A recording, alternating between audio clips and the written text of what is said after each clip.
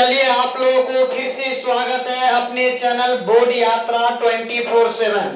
कहने के मतलब बोध यात्रा 247 में आपका फिर से स्वागत है। मैं हूं आप लोगों के साथ नरेंद्र कुमार और आप देख रहे हैं। आपको पता ही होगा कि ये क्लास 12 का हिंदी है। आज आपको पता होगा, इससे पहले हम क्लास 12 का पहला और दूसरा चैप्टर कंप्लीट करवा चुके हैं विद क्वेश्चन के साथ सब्जेक्टिव का भी क्वेश्चन हम लेकर के आ गए थे और इसके बाद चैप्टर लाइन टू लाइन हम उसमें पढ़ाए थे। तो आज हम देखेंगे कि इसमें जो है ना तीसरा चैप्टर जो है ना जयप्रकाश नारायण जो है ना उसको लाइन टू लाइन देखेंगे। अगर इस चैनल पर आप नए हैं तो चैनल को सब्सक्राइब कर लीजिए, क्योंकि 10वीं और 12वीं का इसके अलावा और बैच भी दूसरे सब लाएंगे, लेकिन अभी फिलहाल 10वीं और 12वीं का पूरा सिलेबस कंप्लीट करवाएंगे। तो आप नए हैं तो चैनल को सब्सक्राइब कर सकते हैं और किसी भी प्रकार का दिक्कत हो तो आप कमेंट करके बता सकते हैं कि ये दिक्कत है, हम उस पर क्या करेंगे, उस समस्याओं को सुलझाने का काम करेंगे। तो आप इस चैनल से जुड़े रहिए और आपके जो नजदीकी है वहां भी शेयर कर सकते हैं और जोड़िए इस चैनल पर। ये आपको आधा छोड़ के नहीं जाएंगे हम लोग। इस पे आपको पता होगा कि दूसरे सर भी अपना अपना विषय कंप्लीट करवाने पे लगे हुए हैं और हम 10वां का भी बहुत सारा विषय लेकर के आ चुके हैं। ये आज हिंदी क्लास 12 देख सकते हैं। हिंदी क्लास 12 चैप्टर नंबर 3 है संपूर्ण क्रांति। चैप्टर नंबर 3 है संपूर्ण क्रांति। उसका लेखक है जयप्रकाश नारायण। उसके बारे में देखेंगे कि उसमें क्या क्या वो किया। सबसे पहले लेखक परिचय जानेंगे, तो आपको हम निचोड़ शॉर्टकट में पहले बता देते हैं। जयप्रकाश नारायण जो है ना, उसका बचपन का नाम बाउल रहता है और बड़े होने पर जेपी और लोकनायक नाम से अप्रसिद्ध रहता है। जब वो छात्र आंदोलन का नेतृत्व करता है 5 जून 1974 को पटना के गांधी मैदान में वो भाषण देते हैं और छात्र सबका वो नेतृत्व करते हैं, मतलब छात्रों में वो आगे बढ़ करके हिस्सा लेते हैं छात्रों की तरफ से। तो उसमें हम यही देखेंगे उसका जन्म से लेके उसको क्या क्या कहानी में लिखे वो पूरा डिटेल हम आज पढ़ेंगे। तो चलिए उसमें हम पढ़ते हैं, आप और हम मिल करके ये चैप्टर को गंभीर से समझते हैं। और आप इस चैनल से जुड़ जाइए, अपने सगी संबंधी को भी इस चैनल से जोड़िए, ताकि आप लोग मेरा मनोबल बढ़ाइएगा तो हम भी आधा रास्ता पर से छोड़ने वाले नहीं है। ठीक है, तो आपका फर्ज बनता है कि आप जब हम लोग इतना एक चैप्टर में पूरा एक वीडियो में पूरा चैप्टर कंप्लीट कराते हैं तो आपका फर्ज बनता है क्या कि वीडियो को लाइक करे, चैनल को सब्सक्राइब करे। आपसे बस यही मांग रहे, इससे कोई पैसा लगता नहीं है। चलिए खैर इसमें देखते हैं कि पढ़ना क्या है। देखिए ये हो गया। चलिए इसमें देखते हैं कि तीसरा चैप्टर का नाम देखिए। तीसरा चैप्टर का नाम है जयप्रकाश नारायण। चैप्टर का नाम है संपूर्ण क्रांति। लिख देते यहाँ पे, देखिए। चलिए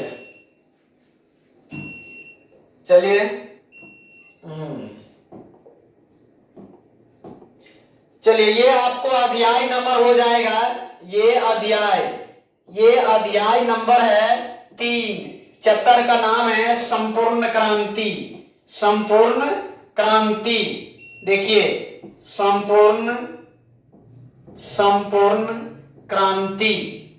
संपूर्ण क्रांति का ये चैप्टर का नाम है और ये इसका लेखक है जयप्रकाश नारायण। संपूर्ण क्रांति का लेखक कौन है? जयप्रकाश नारायण। और मेरे साथ संपूर्ण क्रांति का लेखक जयप्रकाश नारायण। चलिए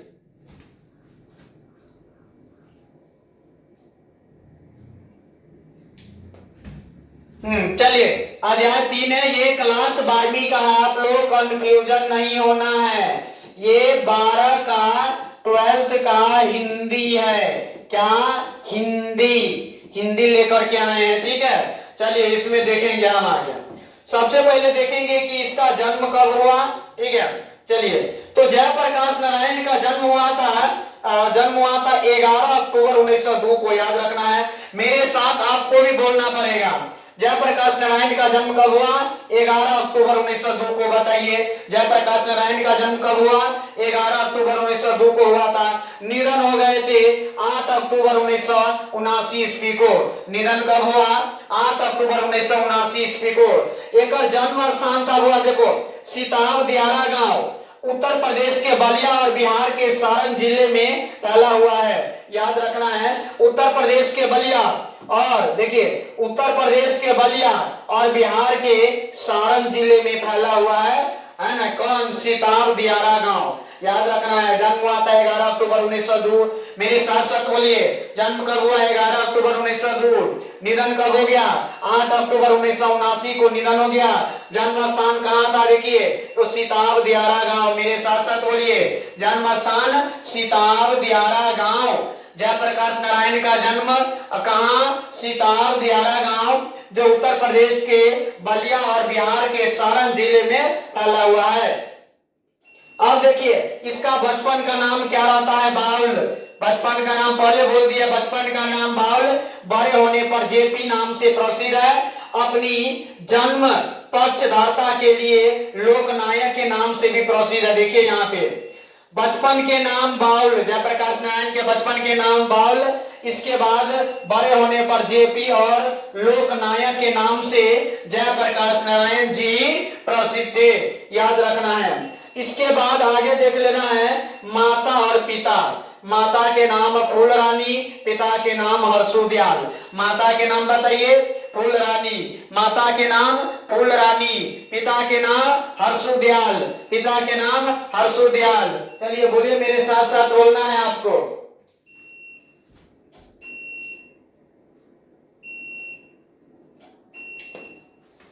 चलिए, माता का नाम फूल रानी हो गया, पिता का नाम हर्षुदयाल। बताइए, माता का नाम फूल रानी, पिता के नाम हर्षुदयाल हो जाएगा।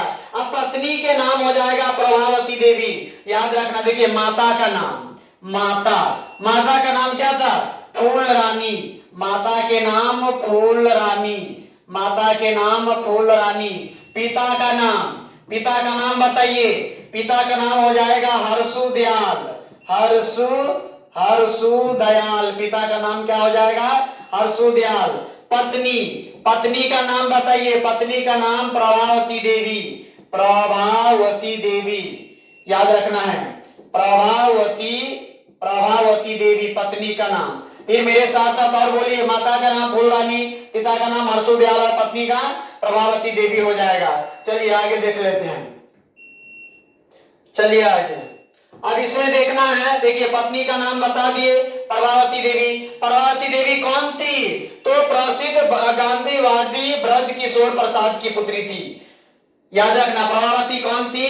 तो प्रसिद्ध गांधीवादी ब्रज किशोर प्रसाद की पुत्री थी। कौन? प्रभावती। अब इसके शिक्षा के बारे में देखिए। शुरुआती शिक्षा, आरंभिक शिक्षा घर पर ही हुआ। फिर पटना कॉलेजिएट पटना में दाखिल हुए। यही बिहार में हिंदी की वर्तमान स्थिति विषय पर लेख के लिए सर्वोच्च पुरस्कार प्राप्त किए। कौन? जयप्रकाश नारायण सर्वोच्च पुरस्कार प्राप्त किए। इसके बाद पटना कॉलेज, पटना में प्रवेश और सहयोग आंदोलन के दौरान शिक्षा अधूरी छोड़ देखिए यहाँ पे, जब असहयोग, आपको पता होगा कि असहयोग आंदोलन हुआ था 1920।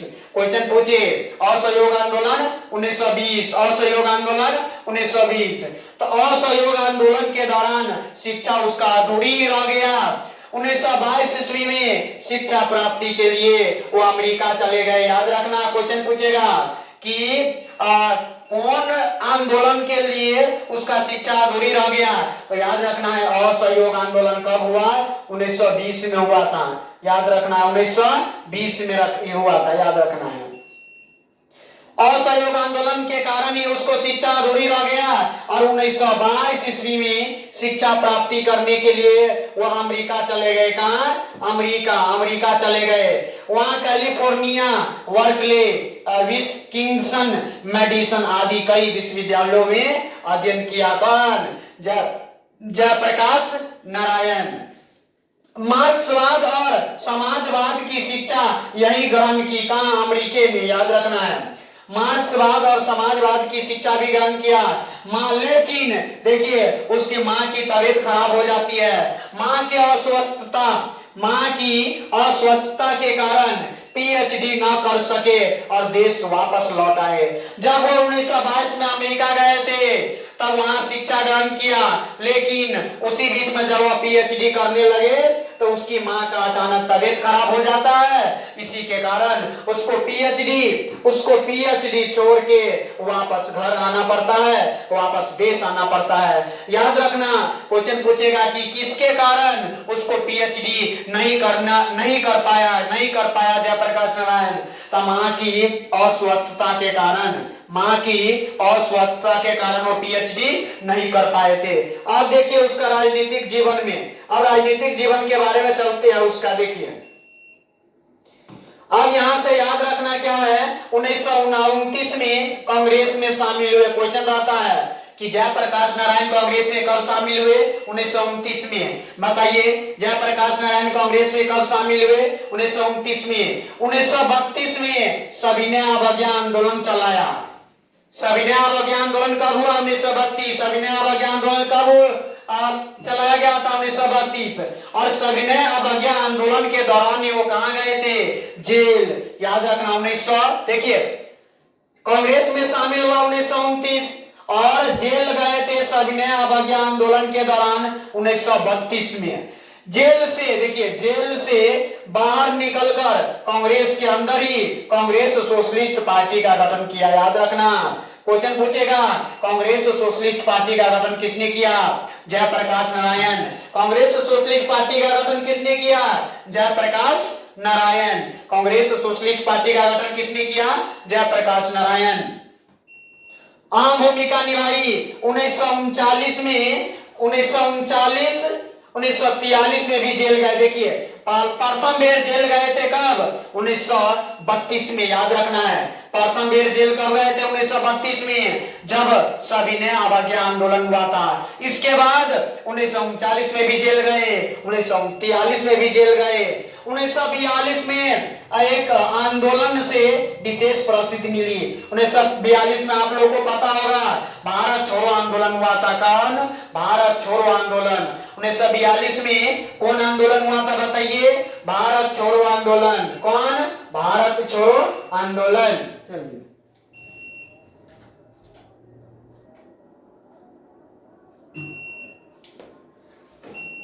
चलिए बताइए मेरे साथ साथ, भारत छोड़ो आंदोलन कब हुआ था? 1942 में। आजादी के बाद 1952 में प्रजा सोशलिस्ट पार्टी के गठन में भी योगदान दिया।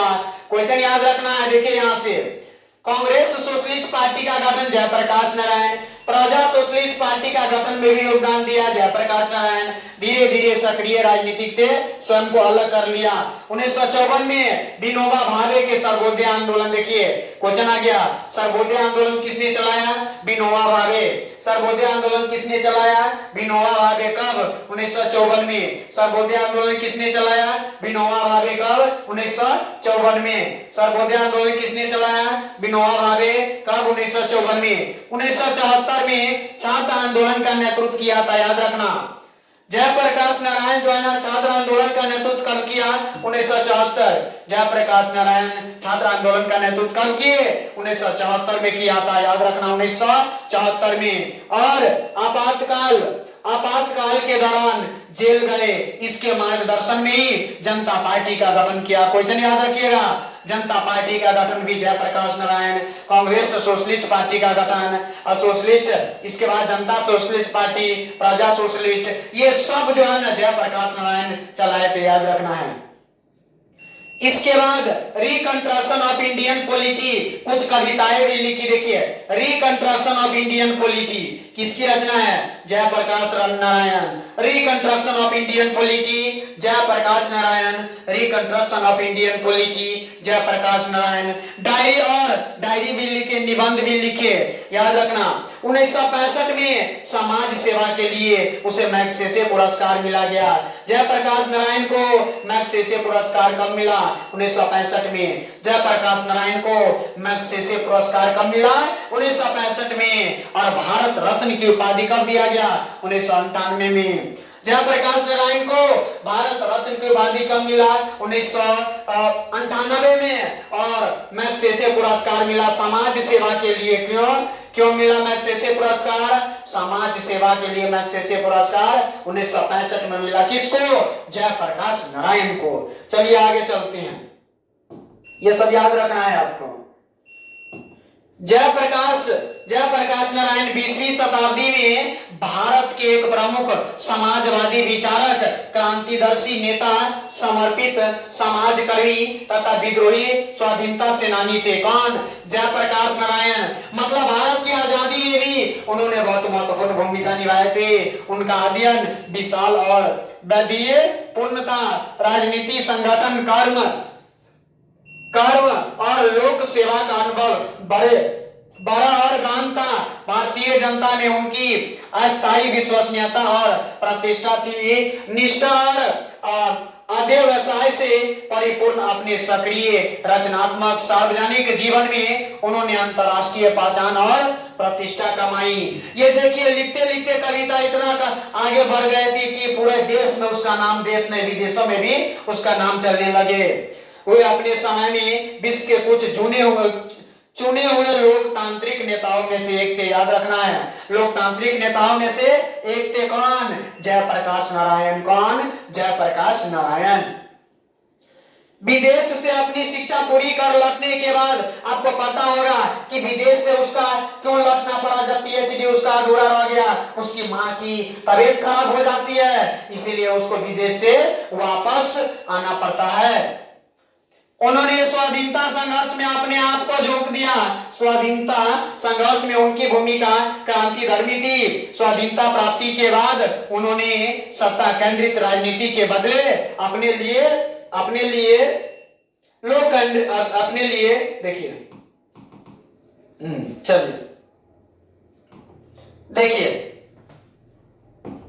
चलिए अपने लिए लोक केंद्रित रचनात्मक राजनीतिक और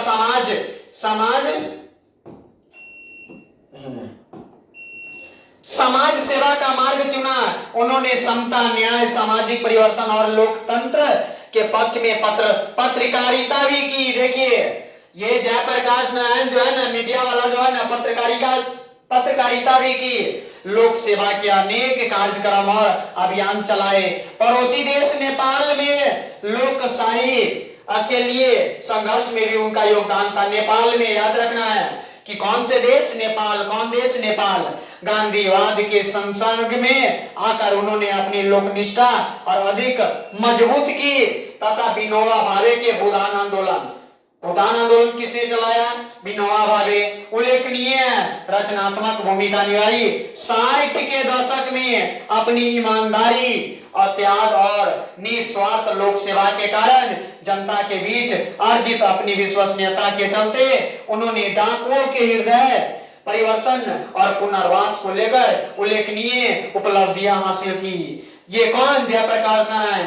आगे जब देश में आपातकाल लागू हुआ 1975 से 1977 के बीच में और जनतांत्रिक अधिकारों का क्रूरतापूर्वक दमन किया जाने लगा, तब बिहार, गुजरात सहित समूचे देश में छात्रों और युवाओं का आक्रोश काफी फूट पड़ा। छात्रों और युवाओं के ही अनुरोध पर बुढ़ापा और बीमारी के बावजूद जयप्रकाश नारायण ने आंदोलन का नेतृत्व स्वीकार कर लिया। देखिए, कहा जाता है कि छात्र जयप्रकाश नारायण जो है ना, नहीं मान रहे थे कि हम छात्र आंदोलन का नेतृत्व नहीं करेंगे, लेकिन जब ये सब छात्र मिल करके जब उसको फोर्स करता है, इस पर दबाव डालता है, किस पे? जयप्रकाश नारायण पर, तो वो क्या करता है? वो जो है ना, छात्र आंदोलन का नेतृत्व करने के लिए स्वीकार हो जाता है। तब आंदोलन ने देखते ही देखते राष्ट्रवादी संगठित रूप धारण कर लिया। मतलब बड़े स्तर पर फैल गए।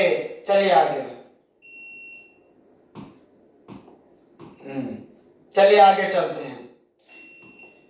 अब आगे हो गया जयप्रकाश नारायण लोक नायक कहकर पुकारे जाते। पहले बोल दिया है, जयप्रकाश नारायण का दूसरा नाम लोक नायक के नाम से पुकारा जाता है। और वे युवा शक्ति के प्रतीक तथा युवाओं के हृदय सम्राट बन गए। मतलब युवाओं के लिए ही वो सब काम कर रहे थे। कौन? जयप्रकाश नारायण। उन्होंने संपूर्ण क्रांति का नारा दिया था। क्वेश्चन पूछेगा, संपूर्ण क्रांति का नारा किसने दिया? जयप्रकाश नारायण। बताइए, संपूर्ण क्रांति का नारा किसने दिया? जयप्रकाश नारायण। संपूर्ण क्रांति का नारा किसने दिया? जयप्रकाश नारायण। चलिए आगे देख लेते हैं। चलिए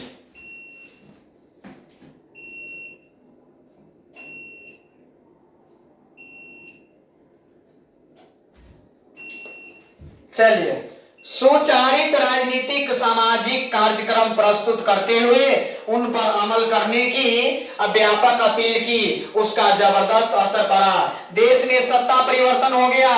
देश में क्या हुआ? सत्ता परिवर्तन हो गया, किंतु संपूर्ण क्रांति का लक्ष्य अभी दूर था। सत्ता परिवर्तन उसका प्रारंभिक चरण था। देखिए जयप्रकाश नारायण का प्रारंभिक चरण, पहला कदम क्या था? तो सत्ता का परिवर्तन करना, सत्ता का परिवर्तन करना। आगे बढ़े यानी व्यापक सामाजिक कार्यक्रम थे जिन्हें अनवरत यानी लगातार संगठित प्रयासों द्वारा ही पूरा किया जा सकता था। जयप्रकाश नारायण बुरी तरह अस्वस्थ हो चुके थे। देखिए जयप्रकाश नारायण पूरी तरह से अस्वस्थ हो चुके थे। शीघ्र ही तुरंत ही पटना में उनका अवसान हो गया। सत्ता बदल गई, किंतु संपूर्ण क्रांति का लक्ष्य सत्ताधारी नेताओं और दलों की आपसी कलह और खींचतान में दूर हुआ चला जा रहा था। कुछ लोककर्मी संगठनों और शक्तियों द्वारा अथक रूप से आज भी इस दिशा में आगे बढ़ते हुए कार्यक्रम चलाए जा रहे हैं। जरूरत है इस दिशा में बड़े पैमाने पर जनसंचार के साथ अभियान चलाने की। कह रहे हैं कि जब उसका मृत्यु हो गया जयप्रकाश नारायण को, तो वो जो है ना खींचातानी होने लगा। ठीक है, चलिए आगे चलते हैं। यहाँ 5 जून देखिए 5 जून 1974 के पटना के गांधी मैदान में दिए गए जयप्रकाश नारायण के संपूर्ण क्रांति वाले ऐतिहासिक भाषण, याद रखना कहाँ दिया था? पटना के गांधी मैदान में। कब? 5 जून 1974 को। 5 जून 1974 को संपूर्ण भाषण लोकतंत्र पुस्तिका के रूप में जनमुक्ति पटना से प्रकाशित है। इस संकलित अंश से उसकी एक छोटी सी झलक भर मिलती है, किंतु लाखों की संख्या में संपूर्ण प्रदेश और देश के विभिन्न क्षेत्रों से आए लोगों, विशेषकर युवा वर्ग के उस ऐतिहासिक असमर्थ के बीच लोकनायक ने अस्वस्थ दशा में भी शांतिपूर्व अपनी बातें कही। ये लोकनायक और जयप्रकाश नारायण अस्वस्थ थे, तबीयत ठीक नहीं था, तबीयत खराब चल रहा था। संपूर्ण जनता मंत्र सुन्न होकर सुनती रही और जयप्रकाश नारायण इतनी अच्छे से भाषण दिए कि संपूर्ण खासकर जो युवा वर्ग है शांत से सुनती रही। भाषण के बाद लोगों के हृदय में क्रांतिकारी विचार धधक उठे और आंदोलन ने विराट रूप धारण कर लिया। पटना के गांधी मैदान में फिर न वैसी भीड़ इकट्ठी हुई।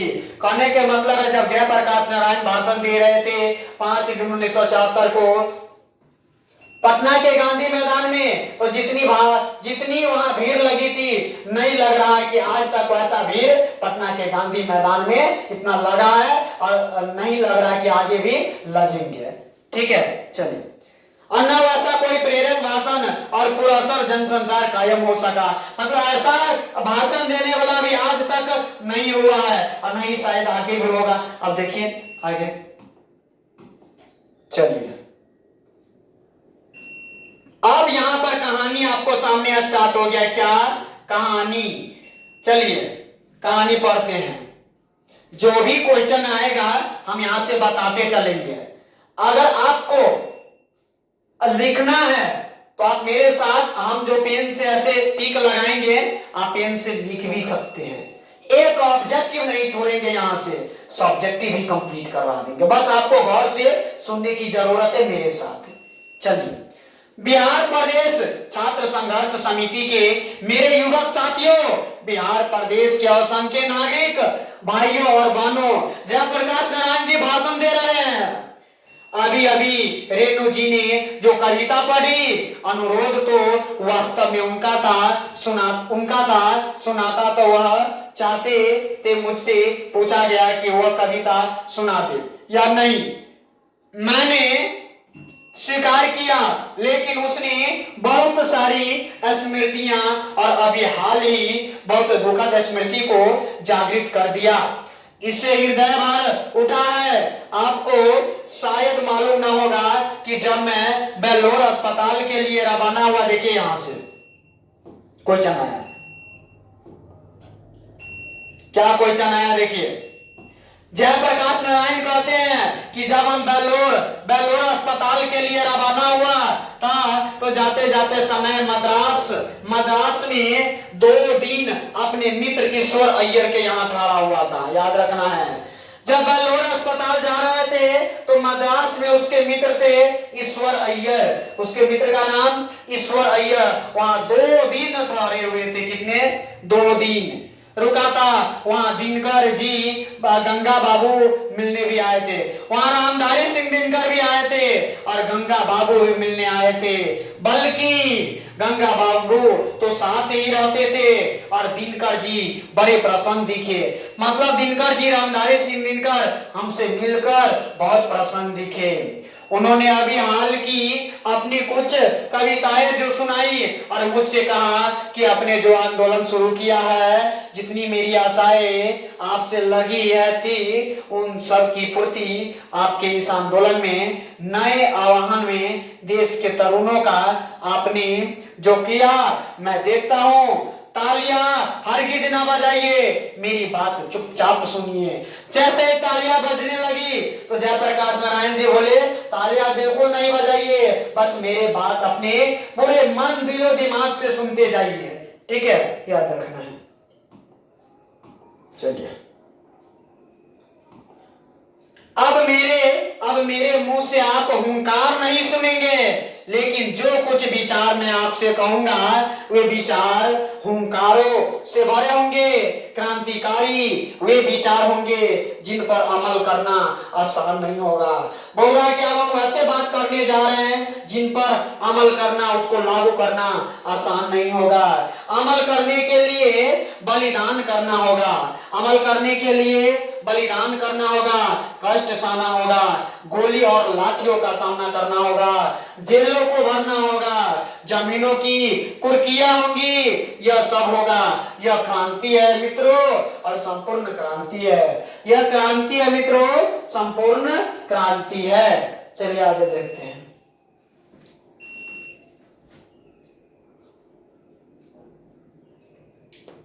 चलिए, यह कोई विधानसभा के विघटनकारी आंदोलन नहीं है, वह तो एक मंजिल है। यह आंदोलन करना तो एक मंजिल है जो रास्ते में है, दूर जाना है, दूर जाना है। जवाहरलाल नेहरू, देखिए यहाँ पे, अब जवाहरलाल नेहरू के शब्दों में, अभी न जाने कितने मीलों इस देश की जनता को जाना है। क्वेश्चन पूछता है, किसका कथन है? जवाहरलाल नेहरू। अभी न जाने कितने मीलों इस देश की जनता को जाना है, किसका कथन है? पंडित जवाहरलाल नेहरू। बताइए, अभी न जाने कितने मीलों इस देश की जनता को जाना है, किसका कथन है? पंडित जवाहरलाल नेहरू का कथन है। उस स्वराज्य को प्राप्त करने के लिए, जिसके लिए देश के हजारों लाखों जवानों ने कुर्बानियां दी है, जिसके लिए सरकार, भगत सिंह, उसके साथी, बंगाल के सारे क्रांतिकारी साथी, महाराष्ट्र के साथी, देश भर के क्रांतिकारी सभी गोली का निशाना बने या तो फांसी पर लटकाए गए, और जिस पर स्वराज के लिए लाखों लाखों देशों की जनता बार बार जेलों को भरती रही। कहने के मतलब है, अंग्रेजों द्वारा इन लोगों को जेलों में शामिल करता रहा। इसलिए जयप्रकाश नारायण ने यहाँ पर एक महत्वपूर्ण बात बोला, क्या? कि अभी न जाने कितने मीलों इस देश की जनता को जाना है। किसका कथन है? पंडित जवाहरलाल नेहरू का कथन है कि अभी न जाने कितने मीलों इस देश की जनता को जाना है। चलिए आगे देखते हैं। अब आगे देखिए, फांसी पर लटकाए गए, जिस जिस स्वराज के लिए लाखों लाख देश की जनता बार बार जेल जेल को भरती रही। मतलब भारत के लोगों को जो भी आवाज उठाता था ना, उसको जेल में डालता गया। लेकिन आज 27-28 वर्ष के बाद, कितने 27-28 वर्ष के बाद जो स्वराज्य है उसमें जनता करा रही है, जनता परेशान है, उसको सुविधा से वंचित किया जा रहा है। भूख है, महंगाई है, भ्रष्टाचार है, कोई काम नहीं जनता का बिना निकलता बगैर रिश्वत के।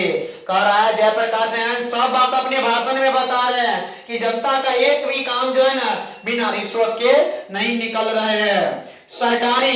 सरकारी दफ्तरों में, बैंकों में, हर जगह टिकट लेना है, उसमें जहां भी हो रिश्वत के बगैर काम ही नहीं चलता है। किसका कथन है यह? जयप्रकाश नारायण का, जब 5 जून 1974 को पटना के गांधी मैदान में भाषण दे रहे हैं। हर प्रकार के अन्याय के नीचे जनता दब रही है, जनता करा रही है, हर प्रकार से उसको वंचित रखा जा रहा है। शिक्षाएं, संस्थाएं भ्रष्ट हो रही है। कहने के मतलब है शिक्षा व्यवस्था भी भ्रष्ट हो रही है। हजारों नौजवानों का भविष्य अंधेरे में पड़ा हुआ है, जीवन उसका नष्ट हो रहा है। शिक्षा दी जाती है, गुलामी की शिक्षा। कैसी? गुलामी की शिक्षा दी जाती है। ये सभी बात किसका कथन है? जयप्रकाश नारायण का कथन है। शिक्षा दी जाती है लेकिन गुलामी वाली शिक्षा। 5 जून 1974 को पटना के गांधी मैदान में भाषण दिए थे, वही भाषण में वो बात चर्चा किए थे। चलिए आगे अगला पेज में चलते हैं। अब देखिए यहां पर शिक्षा पाकर दर दर ठोकरे खाना, नौकरी के लिए नौकरियां मिलती ही नहीं। दिन पर दिन बेरोजगारी बढ़ती जाती है, गरीब की बेरोजगारी बढ़ती जाती है। गरीबी हटाओ के नारे जरूर लगे, इंदिरा गांधी के द्वारा गरीबी हटाओ का नारा दिया गया, लेकिन हटा ही नहीं, अभी तक नहीं हटा है। भले नारा दिया गया, इसके बारे में जरूर लगते हैं, लेकिन गरीबी बढ़ी है। पिछले वर्षों में गरीबी हटी नहीं, गरीबी बढ़ी गई है, भले ही नारा लगाया गया हो। तो मित्रों, आज की स्थिति यह है, और इस स्थिति में वहां दिनकर मतलब रामधारी सिंह दिनकर जी ने कुछ हमें अपने शब्द सुनाइए। बड़े हृदयग्राही थे, और उसी रात जब विदा हुए, उसी रात को हमारे मित्र रामनाथ जी गोयनका इंडियन एक्सप्रेस के मालिक थे। याद रखना है, क्वेश्चन पूछेगा कि इंडियन एक्सप्रेस के मालिक कौन थे? तो रामनाथ जी गोयनका इंडियन एक्सप्रेस के मालिक कौन थे? रामनाथ जी गोयनका के घर पर वह मेहमान थे। रात को दिल का दौरा पड़ा, 3 मिनट में उसको अस्पताल पहुंचाया गया। कितने मिनट में? 3 मिनट में अस्पताल पहुंचाया गया। गोयनका जी ने 3 मिनट में विलिंगडन नर्सिंग होम, देखिए जिस अस्पताल में पहुंचाया गया वो अस्पताल का नाम था विलिंगडन नर्सिंग होम। अस्पताल का क्या नाम था? Willingdon nursing home. यहां से क्वेश्चन रहता है। सारा इंतजाम था वहां पर, पटना का अस्पताल तो पता नहीं 3 घंटे में भी तैयार ना हो पाता। सभी डॉक्टर सब तरह के औजार लेकर तैयार थे, लेकिन रामधारी सिंह दिनकर जी का हार्ट फिर से जिंदा नहीं हो पाया, हार्ट अटैक आया था उसको। ठीक है, 3 मिनट में पहुंचाया गया। हॉस्पिटल का नाम विलिंगडन नर्सिंग होम, पटना में। याद रखना इसको। चलिए अब यहाँ कह रहे हैं कि वो जो वापस जो है ना, दिनकर जी का हार्ट वापस फिर से जिंदा नहीं हो पाया, और उसी रात उनका निधन हो गया।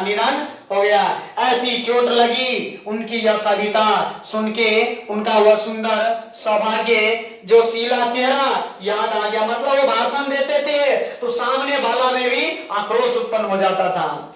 आज लगता है हमारे 2 मित्रों की कितनी कमी है। ये सब कौन बात बोल रहे हैं? जयप्रकाश नारायण अपने भाषण में दे रहे हैं।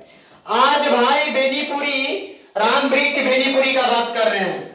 आज भाई बेनीपुरी जी होते, उनकी लेखनी में जो ताकत थी, आज के जुलूस, जुलूस मतलब होता है एक साथ जब आगे जाता है व्यक्ति सब, जुलूस का आज की इस सभा का जो वर्णन वह देते, एक एक शब्द में अंगार होते हैं। मतलब वो भाषण देते थे ना, तो सामने वाले को इतना मोटिवेट कर देते थे कि उसी के अंदर में आ जाते थे सब। आज रामधारी सिंह दिनकर जी जो कविता लिखते, नए नए नए भारत के नव निर्माण के लिए, जो देश के युवकों और छात्रों और देश के साधारण व्यक्तियों, नर और नारियों के द्वारा आज से हो रहा है, शुरू प्रारंभ हो गया है, वह कविता शायद इस नवीन क्रांति का एक अमर साहित्य बन जाती। कौन क्रांति? तो संपूर्ण क्रांति का बात कर रहा है वहां पर, ठीक है। लेकिन आज दोनों ही नहीं है, ना दिनकर जी और नहीं राम वृक्ष बेनीपुरी, आज दोनों ही नहीं है। कौन कौन? ना रामधारी सिंह दिनकर, ना राम वृक्ष बेनीपुरी, ये दोनों नहीं है, ठीक है, याद रखना इसका। चलिए आगे चलते हैं। अब देखिए आगे वो अपना भाषण को क्या बढ़ाते हुए क्या बात कर रहे हैं। तो मित्रों, ये स्मृतियां जगी है और इनका भार हृदय पर है।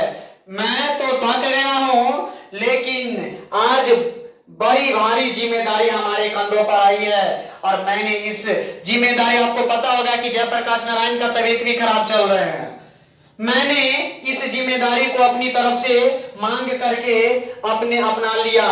तरुणों से, छात्रों से बराबर कहता रहा हूं।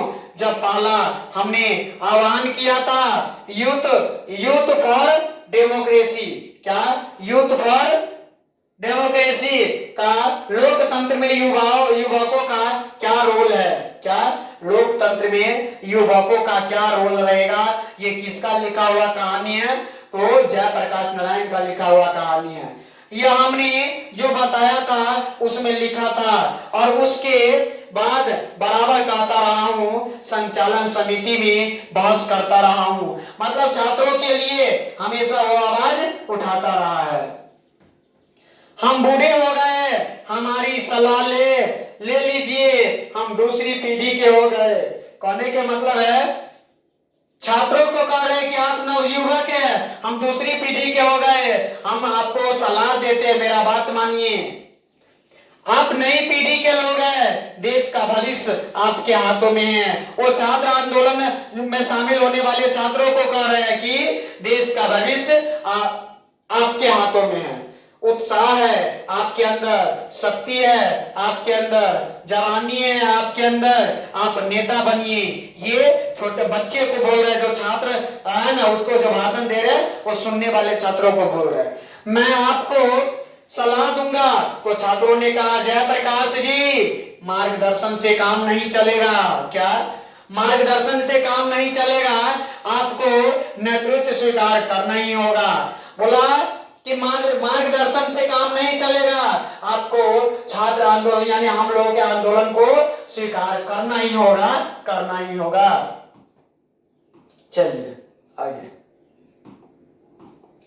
आगे चलते हैं। चलिए,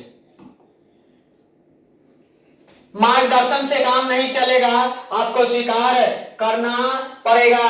मैं टालता रहा, लेकिन अंत में बेल्लौर जाते समय मैंने उससे उनके आग्रह को स्वीकार कर लिया। कहां जाते समय? बेल्लौर जाते समय उसके आग्रह को क्या कर लिया? स्वीकार कर लिया। स्वीकार करते समय मैंने अनुभव किया कि अपनी अयोग्यता का और नम्रता पूर्वक यह स्वीकार किया, परंतु छात्रों से भी, आप सबसे भी यह अनुरोध है। क्या बोला? कि हम आप लोगों के ये छात्र आंदोलन को तो स्वीकार कर लेते हैं, लेकिन आप लोगों से भी एक अनुरोध है। अब देखिए क्या बोल रहे हैं, अनुरोध है कि नाम के लिए मुझे नेता नहीं बनाइए। क्या बोला? कि मुझे नाम के लिए नेता नहीं बनाइए, अगर नेता बना रहे हैं तो मेरा बात भी आपको मानना पड़ेगा, मेरा बात भी आपको मानना पड़ेगा। मुझे सामने खड़ा करके और कोई हमें डिक्टेट करे, पीछे पीछे से कि क्या करना है। जयप्रकाश नारायण जी ऐसा बिल्कुल भी नहीं चाहते थे। कहते थे छात्रों को कि ऐसा नहीं कि हमको नेता बना दो, सब काम तुम्हें खुद करो, इसके लिए सिर्फ नाम के लिए मुझे नेता नहीं बनना है। जयप्रकाश नारायण तुम्हें तो इस नेतृत्व को कल मैं छोड़ दूंगा, कल मैं छोड़ दूंगा, मैं सबकी सलाह लूंगा, तालियां नहीं, बात सुनिए। जब ये तालियां बजने लगते थे ना तो बोलते थे तालियां नहीं, बस मेरी बातों पर अमल कीजिए, मेरे बातों पर अमल कीजिए, बात सुनिए, बात समझिए, सबकी बात सुनूंगा लेकिन करूंगा हम अपने तरीके से। छात्रों की भी बात जितना भी ज्यादा होगा, जितना भी समय मेरे पास होगा, उनसे बहस करूंगा, समझूंगा और अधिक से अधिक उसकी बात मैं स्वीकार करूंगा। बोल रहा है कि जो सही होगा वही हम करेंगे, ठीक है, पीछे से हमको किसी को कहने की जरूरत नहीं है। जयप्रकाश नारायण जी वही बोल रहे हैं। चलिए आगे चलते हैं।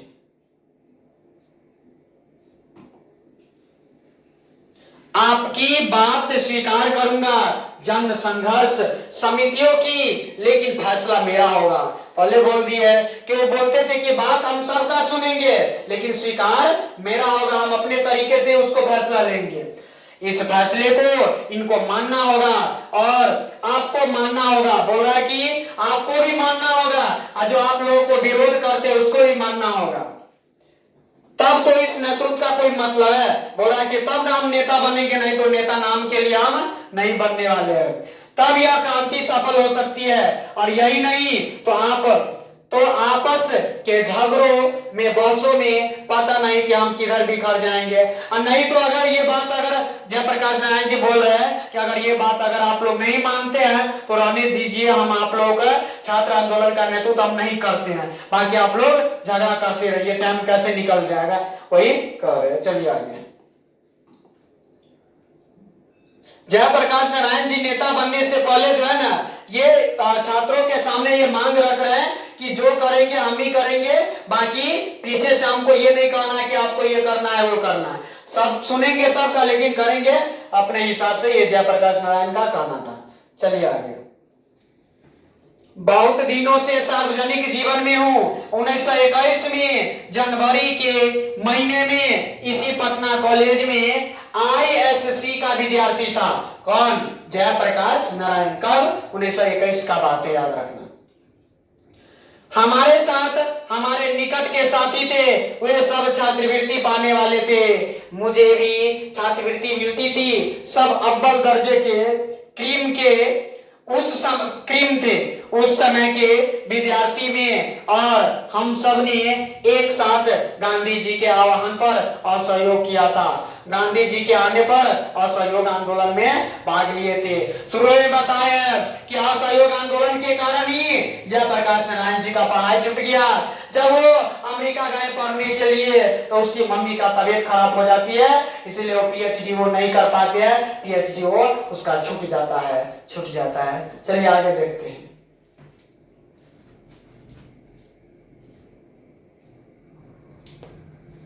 चलिए आगे। असहयोग आंदोलन करने के बाद करीब डेढ़ वर्ष यूं ही मेरा जीवन बीता, मतलब 1.5 वर्ष तक ऐसे ही घूमते फिरते इसका जीवन बीता। चूंकि मैं साइंस का विद्यार्थी था, याद रखना है। जयप्रकाश नारायण क्या चीज के विद्यार्थी थे? साइंस का। तो राजेंद्र बाबू के सचिव या मंत्री या मित्र या जो कहिए मथुरा बाबू, उसके जमाता बाबू फूलदेव सहाय वर्मा थे, उनके पास भेज दिया गया कि फूलदेव बाबू एक के साथ रहो और उसकी लेबोरेटरी में, उसकी प्रयोगशाला में कुछ प्रयोग करो और उनसे कुछ सीखो।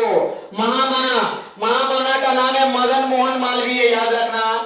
महामना मदन मोहन मालवीय को ही महामना के नाम से जाना जाता है। क्या? महामना।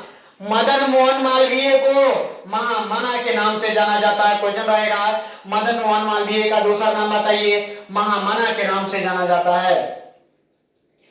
के लिए मेरे हृदय में पूजा का भाव है, परंतु हिंदू विश्वविद्यालय में भी दाखिल होने के लिए मैं तैयार नहीं था, क्योंकि सरकारी रुपया, सरकारी एड मदद विश्वविद्यालय को मिलती थी, स्वतंत्र नहीं था। वह पूर्ण रूप से राष्ट्रीय विश्वविद्यालय नहीं था, पूर्ण रूप से राष्ट्रीय विश्वविद्यालय नहीं था। चलिए आगे आगे चलते हैं। राष्ट्रीय विश्वविद्यालय नहीं था तो मैं किसी विद्यालय में नहीं गया। बिहार विद्यापीठ में मैंने परीक्षा दी आईएससी की, याद रखना है।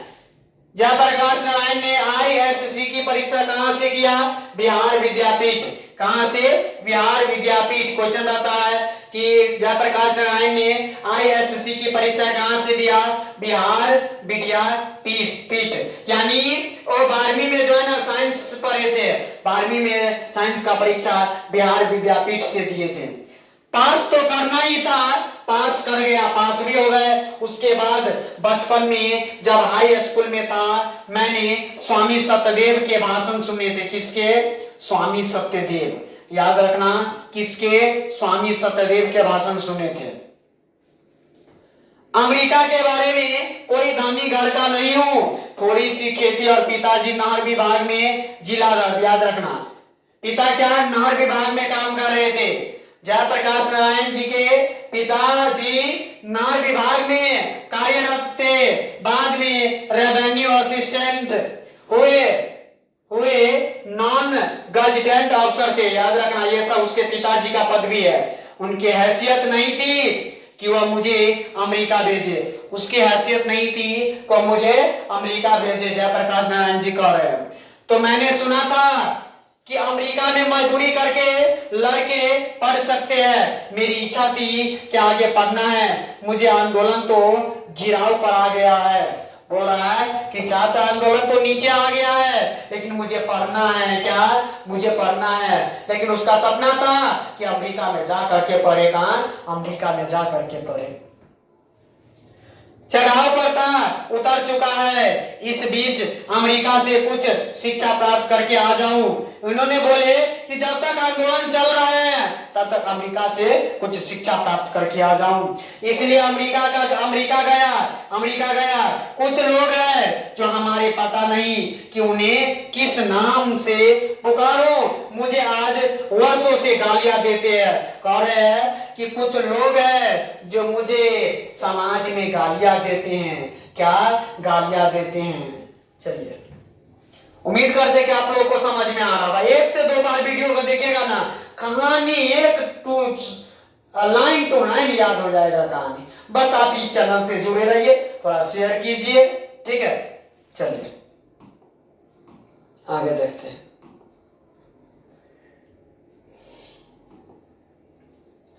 जयप्रकाश नारायण जी कहते हैं कि मुझे आज वर्षों से गालियां देते हैं। कितनी गालियां मुझे दी गई, क्योंकि अमेरिका में मैंने पढ़ा, इसलिए मैं अमेरिका का दलाल बना हूं। देखिए, अमेरिका का दलाल जयप्रकाश नारायण खुद को कहते हैं। अमेरिका का दलाल किसको? जयप्रकाश नारायण। अमेरिका का दलाल किसको? जयप्रकाश नारायण को कहते हैं। ठीक है, चलिए आगे।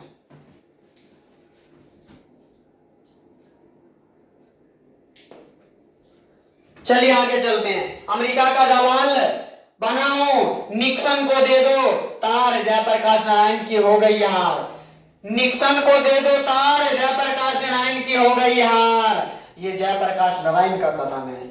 मित्रों, अमेरिका में बागानों में मैंने काम किया। आप देखिए वो अमेरिका में कैसे पढ़ा, कैसे वो शिक्षा ग्रहण किए, वो सब यहाँ पे बता रहे हैं। ठीक है, चलिए आगे चलते हैं।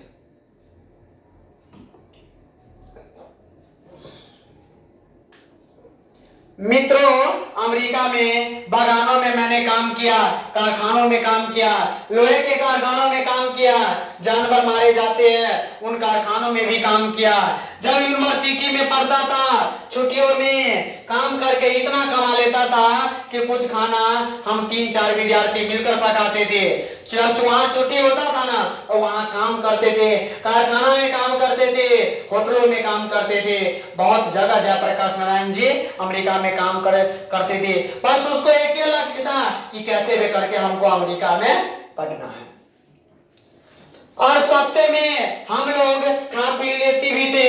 एक कोठरी में कई आदमी मिलकर रह भी लेते थे, रुपया बचा लेते थे, कुछ कपड़े खरीदने, कुछ फीस के लिए, और कुछ बाकी हर दिन रविवार को भी छुट्टी नहीं। 1 घंटा रेस्टोरेंट होता है ना, रेस्टोरेंट में, होटल में तो बर्तन धोया था, वेटर का भी काम किया था। शाम को रात का खाना मिल गया, दिन का खाना मिल गया। किराया कहां से?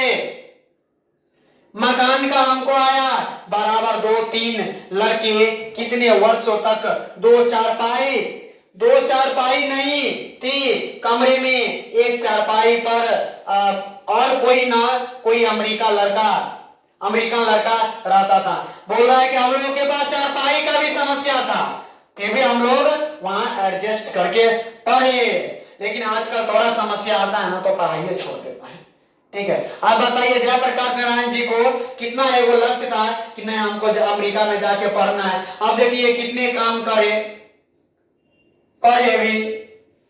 हम दोनों साथ साथ सोते थे, एक रजाई हमारी होती थी। इस गरीबी में मैं पढ़ा हूं, इतना गरीबी में जयप्रकाश नारायण जी पढ़े हैं। वो अपने बारे में पूरा बता रहे हैं।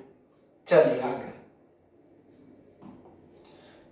गरीबी में पढ़ा हूं, इतवार के दिन या कुछ ऑड टाइम मतलब दूसरे टाइम में, या जो होटल का काम है उसको छोड़ करके जूते साफ करने का काम शू शाइन पार्लर में उससे ले करके कमोड साफ करने का काम होटलों में भी करता था। ये जयप्रकाश नारायण करते थे। पैसा की कमी था, उसको लक्ष्य था कि नहीं हमको अमेरिका में पढ़ना ही है, ये सब काम किए। वहां जब बीए पास कर लिया, स्कॉलरशिप मिल गई, 3 महीने के बाद असिस्टेंट हो गए, डिपार्टमेंट का ट्यूटोरियल क्लास लेने लगा तो कुछ आराम से रहा। इस बीच में इन लोगों से पूछिए मेरा इतिहास, ये जानते हैं। कह रहे कि मेरा इतिहास मैं ही जानता हूं और मेरे साथ जो लड़के सब रहे हैं वही जानते हैं कि हम अमेरिका में कितना कष्ट सह करके पढ़े थे। ये जयप्रकाश नारायण जी कह रहे हैं। जानवर भी मुझे गालियां देते थे, जानवर भी मुझे गालियां देते हैं। जयप्रकाश नारायण का कहना है कि मुझे जानवर भी गालियां देते हैं। चलिए आगे। अमेरिका में विस्कॉन्सिन में मेडिसिन में मैं घोर कम्युनिस्ट था, याद रखना है। जयप्रकाश नारायण कम्युनिस्ट थे। जयप्रकाश नारायण कम्युनिस्ट थे। वह लेनिन का जमाना था, वह ट्रास्की का जमाना था। 1924 में लेनिन मर गए थे, याद रखना है। लेनिन की मृत्यु कब हुई? 1924 में। लेनिन की मृत्यु कब हुई? 1924 में, याद रखिएगा। चलिए आगे।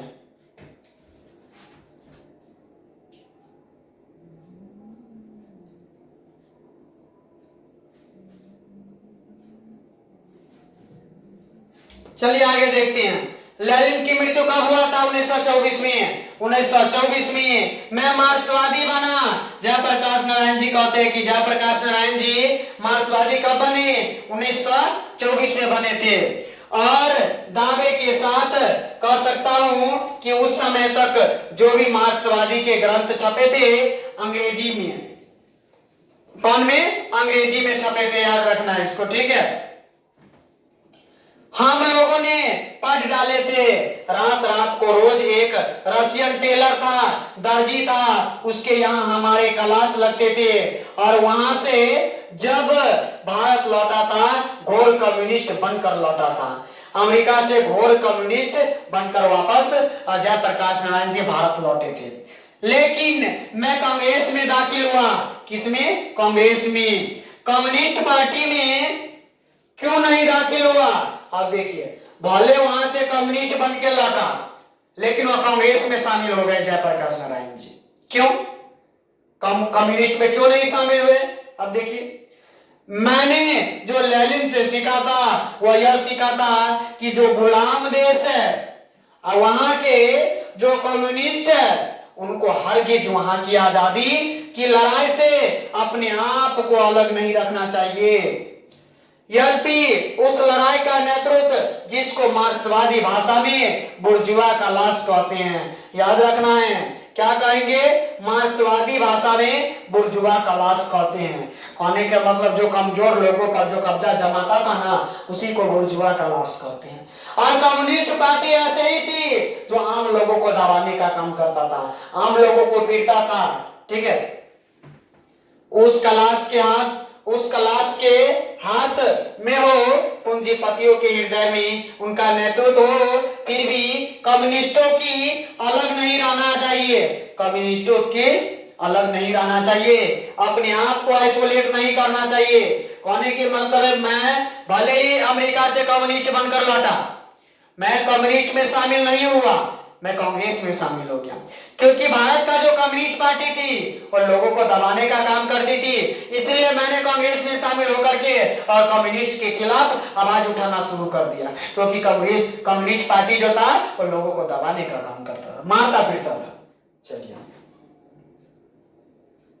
आगे चलते हैं। पहली बात जो मैंने नोट की आपसे कहने के लिए वो इस सरकार के बारे में है। आज से 3 दिन हुए गफूर साहब मिलने आए थे। कौन? गफूर साहब। 3 दिन हो गए थे अमेरिका से आए हुए, गफूर साहब मिलने आए थे, बहुत प्रेम से मिले। उसके 2 दिन के बाद चंद्रशेखर बाबू मिलने आए। सबसे पहले गफूर, इसके बाद चंद्रशेखर बाबू भी मिलने आए जब जयप्रकाश नारायण जी अमेरिका से आए थे। बहुत प्रेम से मिले, लेकिन प्रधानमंत्री से लेकर के दीक्षित जी से नीचे सब लोग मुझे डेमोक्रेसी का सबक सिखा देते। क्या? सब लोकतंत्र के बारे में हमको बताते थे। इनसे किसी को कोई अधिकार नहीं है कि जयप्रकाश नारायण को लोकतंत्र की शिक्षा दे, लेकिन वे जयप्रकाश नारायण को शिक्षा देने की हिम्मत करते हैं। और इनकी हरकत देखिए, शांतिमय प्रदर्शन, शांतिमय जुलूस के लिए हजारों लोग आ रहे थे। बोल रहा है कि जैसे ही मैं अमेरिका से आया मेरे घर पर सभी लोग आने लगे, लोकतंत्र के बारे में सब बताते थे कि यहाँ के लोगों को मारता पीटता है ये जो कम्युनिस्ट सरकार थी। और सबको सबका यही कहना था कि लोगों के खिलाफ आवाज उठाइए, सब है ना। प्रदेश के कोने कोने से छात्र आ रहे हैं, किसान आ रहे हैं, मजदूर आ रहे हैं, मध्यम वर्ग के लोग आ रहे हैं, कहीं पैदल आ रहे हैं तो कुछ बस में आ रहे हैं, कहीं रेलों से आ रहे हैं, कोई ट्रक भाड़े पर लेकर के, कहीं डीजल अपना खरीद कर के लेकर के आ रहे हैं। जहां तहां रोका है, इनको लड़कों को पीटा है, गिरफ्तार किया है, अनायास, अचानक, बिना कारण, कोई कारण नहीं है। और यहाँ हमसे आकर के सब मीठी मीठी बातें करते हैं। बोल रहा है कि सभी जगह लड़कों को पीटा जा रहा है, और वही व्यक्ति जो पीटता है ना, वही व्यक्ति हमसे आकर के मीठी मीठी बातें करते हैं। ठीक है, आगे चलते हैं। मीठी मीठी बातें करते हैं। इन्होंने जिद की कि इस रास्ते से जुलूस नहीं जाएगा, इसमें यह खतरा है, वह खतरा है। मुझे कोई खतरा दिखाई नहीं दिया, लेकिन जब उन्होंने कहा कि शायद जेल तोड़ने की कोशिश हो और शायद उन्हें गोली चलानी पड़े, तो मैंने कहा इसकी जिम्मेदारी मैं नहीं लेता। आंदोलन हमारा किसी दूसरे उद्देश्य से हो रहा है। बीच में यह डाइवर्सन हो जाए, रास्ता नहीं भटक जाए, हम लोग यह नहीं चाहते। बोल रहा है कि जो जुलूस जा रहा है वो रास्ता नहीं भटक जाए, हम यह चाहते हैं कि रास्ता नहीं भटके। तो चलिए, जो आप कहते हैं वही मान लेता हूं। तो ये बिगड़े भी होंगे छात्र लोग, उधर से जाना था, आप इधर से क्यों आए? हालांकि वे उन लड़कों को ले आए और एक दूसरी बिल्डिंग में खड़ा करके, जो लड़के हमारी छात्र संघर्ष समिति के वहां जेल में हैं, उनको जुलूस दिखाने के लिए ले आए। मैं नहीं जानता हूं कि अंग्रेजी सरकार के जमाने में भी इस प्रकार का व्यवहार कभी हुआ हो। लोग रेलों से उतार दिए गए, बसों से उतार दिए गए, टिकट था उसके पास, बेटिकट लोग थे उसको उतार दिए गए। मुजफ्फरपुर की रिपोर्ट आपने अखबारों में पढ़ी होगी। क्या बोल रहा है कि मुजफ्फरपुर की रिपोर्ट आपने अखबारों में पढ़ी होगी। सारे डिवीजन में क्या क्या नहीं हुआ, बहुत सारा आम लोगों को परेशानी हुआ। ठीक है, चलिए आगे।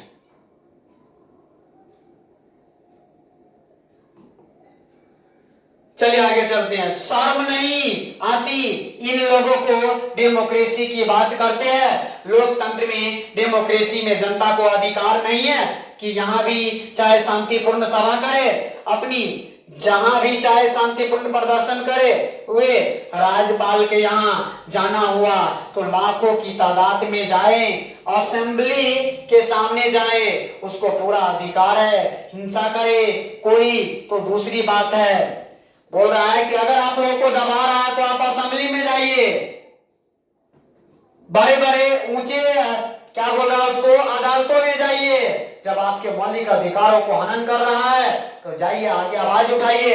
अगर हिंसा करे तब ना कोई बात बने, हिंसा तो कर नहीं रहा है। हमसे मिलने आए पुलिस के एक उच्च अधिकारी ने कहा, बड़े उत्तराधिकारी ने कहा नाम लेना। ठीक है, अब देखिए अजय प्रकाश नारायण जी से एक बड़े अधिकारी मिलने आते हैं। ठीक है, चलिए आगे। अब आगे देख लेते हैं। यहां ठीक नहीं होगा कि मैंने दीक्षित जी के मुख से सुना है कि जयप्रकाश नारायण नहीं होते तो बिहार जल गया होता। केकर कथन है? दीक्षित जी, उमा है ना, दीक्षित जी।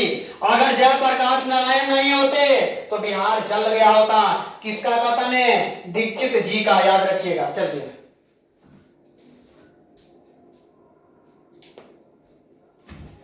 दीक्षित जी का कथन है कि जयप्रकाश नारायण नहीं होते तो बिहार जल गया होता। किसका कथन है? दीक्षित जी का। जब नारायण, जयप्रकाश नारायण के बारे में ऐसा आप सोचते हैं तो जयप्रकाश नारायण के लिए यह सारा क्यों होता है? तो उसके नेतृत्व में यह प्रदर्शन और यह सभा होने वाली है। क्यों लोगों को रोकते हैं आप? जनता से घबराते हैं आप? जनता के आप प्रतिनिधि है, किसकी तरफ से शासन करने बैठे हैं आप? आपकी हिम्मत की लोगों को पटना आने से रोक ले। उसकी राजधानी है, आपकी राजधानी है। यह पुलिस वालों का देश है, यह जनता का देश है। डूब जाना चाहिए इन लोगों को। ऐसी नीचता का व्यवहार, बहुत कठोर शब्द का प्रयोग कर रहा हूं मैं, कठोर शब्द का प्रयोग नहीं करता, लेकिन यह नीचता का व्यवहार है। अगर कोई डेमोक्रेसी का यानी लोकतंत्र का दुश्मन है तो वे लोग दुश्मन हैं जो जनता के शांतिपूर्ण कार्यक्रम में बाधा डालता हो, उनकी गिरफ्तारी करता हो, उन पर लाठी चलाते हो। यही है डेमोक्रेसी का दुश्मन। आपको क्वेश्चन पूछता है कि डेमोक्रेसी का दुश्मन कौन है, तब बिना कारण लोगों पर लाठियां चलाए, लोगों के शांतिपूर्ण कार्यक्रम में बाधा डाले, है ना, बिना कारण लोगों की गिरफ्तारी करे, यही लोकतंत्र का, डेमोक्रेसी का दुश्मन है। ठीक है, चलिए आगे चलते हैं।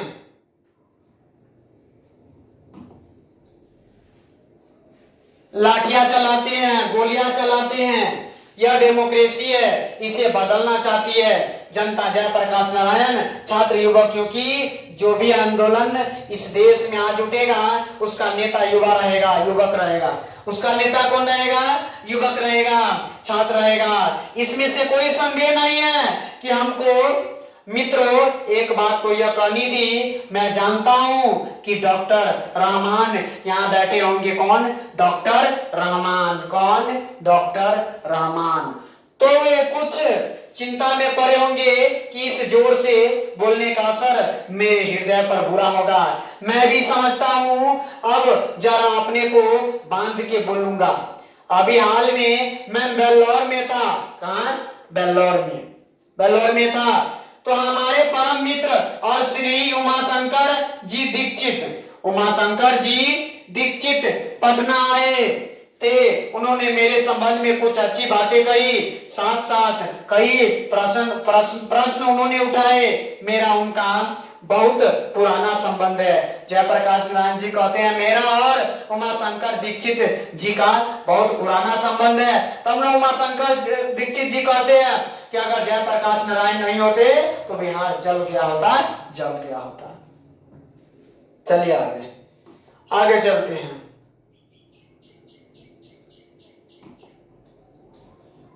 32 से 33 का आंदोलन जो चला था उसमें वह अंडरग्राउंड बंबई में वो रहते थे, अंडरग्राउंड नेता थे, मतलब ज्यादा इधर मतलब अंदर से ही खुफिया आंदोलन चलाते थे। और सदानंद जी ने जो फ्री प्रेस के मालिक, याद रखना है, फ्री प्रेस के मालिक सदानंद जी, फ्री प्रेस के मालिक सदानंद जी, ऑब्जेक्टिव रहेगा फ्री प्रेस के मालिक सदानंद जी, उसकी स्थापना की थी उन्होंने। ब्रेन ऑफ बॉम्बे कहा था। क्या? ब्रेन ऑफ बॉम्बे कहा था। मुझे कोई बड़ी पदवी दी थी पर मैं अपनी प्रशंसा नहीं करूंगा। उस समय दीक्षित जी से हमारा परिचय और हमारी घनिष्ठता मित्रता हुई, और अंडरग्राउंड जमाने की जो मित्रता होती है वह ठोस होती है। देखिए जयप्रकाश नारायण के अनुसार कैसी मित्रता को ठोस मानते हैं, तो अंडरग्राउंड जमाने की जो मित्रता होती है, कहने के मतलब दिखावा वाला मित्रता नहीं, अंडरग्राउंड जमाने की जो मित्रता होती है वही मजबूत और ठोस मित्रता होती है। चाहे हम कहीं रहे वह कहीं रहे, ठोस रहती है। उसके बाद हम एक दूसरे के मित्र आज तक बने हुए हैं। जयप्रकाश नारायण जी कहते हैं कि हम कहीं भी हो रहे, हम भी कहीं रहे, फिर भी एक दूसरे के मित्र आज भी बने हुए हैं। आप लोग थोड़ा शेयर कीजिए, वीडियो को अच्छा चल रहा है तो शेयर कीजिए। आपको देखिए इतना मिनट का हम पढ़ा दिए, कोशिश करना है कि जब तक कहानी खत्म ना हो तब तक नहीं आपको जाने देंगे, नहीं हम जाएंगे। ठीक है, चलिए आगे चलते हैं। कुछ ऐसे मित्र हैं जिनके भाव अच्छे हैं, हमारे पुराने मित्र जो सोशलिस्ट पार्टी में थे या जो नहीं भी थे, चाहते हैं कि जयप्रकाश नारायण और इंदिरा जी में कुछ मेल मिलाप हो। तो मित्रों, मेरा किसी व्यक्ति से झगड़ा नहीं, किसी व्यक्ति से झगड़ा नहीं, चाहे वे इंदिरा जी हो या कोई और। हमें तो नीतियों से झगड़ा है, सिद्धांतों से झगड़ा है, कार्यों से झगड़ा है। जयप्रकाश नारायण जी कहते हैं कि मुझे किसी पर्सनल व्यक्ति से मुझे झगड़ा नहीं है, जो लोगों पर बिना कारण का डंडा बरसाता है, लोगों के अधिकारों का हनन करता है, उससे झगड़ा है, वो नीतियों से झगड़ा है, लोगों से झगड़ा नहीं है।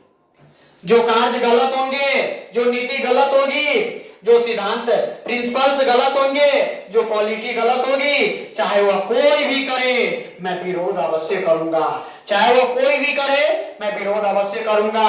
अपनी अकल के मुताबिक हम लोग इनकी तरह नौजवान थे उस जमाने में, लेकिन यह जरूरत होती थी हम लोगों कि बापू के सामने हम कहते थे कि हम कहीं नहीं, हम नहीं मानते बापू यह बात, और बापू में इतनी मानता थी कि बुरा नहीं मानते थे। कहते हैं कि महात्मा गांधी जी इतने अच्छे थे कि हम अगर कोई बात माना भी कर देते थे ना, तो महात्मा गांधी जी बुरा नहीं मानते थे, अच्छे से उसको समझाते थे कि ऐसे करना है, लेकिन वो कभी गुस्सा नहीं होते थे। फिर भी बुलाकर हमें प्रेम से समझाना चाहते थे, समझाते भी थे। तो उनकी भी आलोचना की मैंने। उस जमाने में तो मैं घोर मार्क्सवादी था। उस जमाने में जयप्रकाश नारायण जी कहते हैं कि मैं घोर मार्क्सवादी था। ठीक है, चलिए आगे।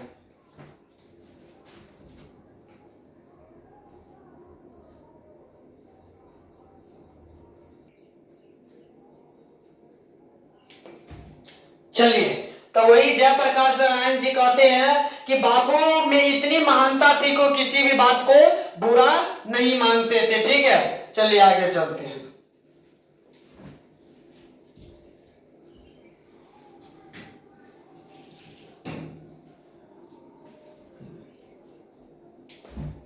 चलिए, इसके बाद है कि बाद में तांत्रिक समाजवादी बना, किंतु बापू की मृत्यु के बाद कई वर्षों के बाद 1954 में मैं सर्वोदय में आया। याद रखना है, 1954 में सर्वोदय में आया। कौन? जयप्रकाश नारायण। याद रखना है। गया बिहार में जवाहरलाल जी थे, एक बड़े भाई थे।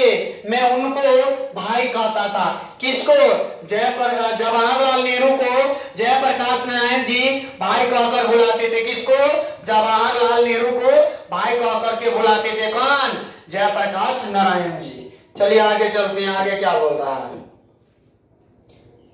आगे देख लेते हैं। हमारे ऊपर पता नहीं क्यों मुझे वह मानते थे बहुत। मैं उनका बड़ा आदर और प्रेम करता था, लेकिन उनकी कटु आलोचना करता था। उनमें भी बड़प्पन था, उसमें भी बहुत सारे गुण थे, वो भी बुरा नहीं मानते थे। अक्सर उन्होंने हमारी आलोचनाओं का बुरा नहीं माना, लेकिन पटना फायरिंग पर मैंने बयान दिया था। मैं मानता हूं कि बहुत सख्त भाषा का मैंने प्रयोग किया था। उस पर वह बहुत नाराज हुए थे। वह बहुत क्या हुए थे? नाराज हुए थे। याद रखना है।